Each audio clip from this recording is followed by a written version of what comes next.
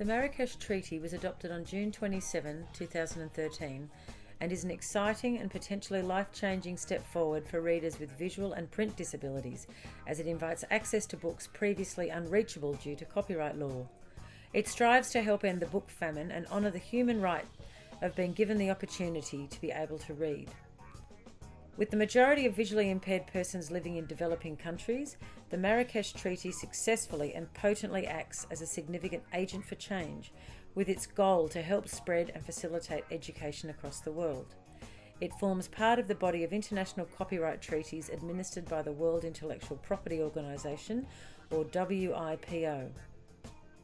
To date, approximately 7% of published works are made available globally in accessible formats such as Braille, audio and large print, and digital formats. In the developing world, where 90% of blind and visually impaired people live, the figure is less than 1%. This problem has been partly due to barriers created by copyright law. The Marrakesh Treaty seeks to remove these barriers. The treaty has a clear humanitarian and social development dimension, with its primary motivation to create a set of mandatory limitations and exceptions for the benefit of the blind, visually impaired and otherwise print disabled, otherwise known as VIPs.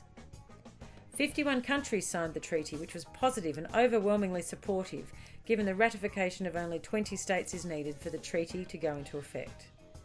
India was the first country to ratify the treaty on 24th of July 2014 and was closely followed by El Salvador, Mali, the United Arab Emirates and Uruguay. Argentina, Paraguay, Singapore and Mexico followed suit in 2015. In a nutshell, the Marrakesh Treaty creates an international legal framework that permits the making of accessible format copies and the sharing of accessible materials across national borders. It does this in two main ways. One, by requiring countries which ratify the treaty to have an exception in domestic copyright law for the benefit of print disabled people, and two, by making it legal to send and receive accessible versions of books and other printed works from one country to another. There have been differing and critical perspectives with regards to how this treaty will practically play out within the community it purports to assist.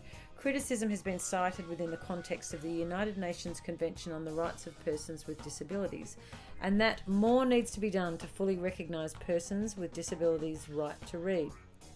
The preamble of the Marrakesh Treaty declares that the contracting parties have undertaken principles of non-discrimination, equal opportunity, accessibility, and full and effective participation and inclusion in society, as per the Universal Declaration of Human Rights and the United Nations Convention on the Rights of Persons with Disabilities. They proclaim too, be mindful of prejudicial challenges to the complete development of VIPs which limit their freedom of expression. Emphasise the importance of copyright protection as an incentive and reward for literary and artistic creations and of enhancing opportunities for everyone. Have an awareness of the barriers of VIPs to access published works.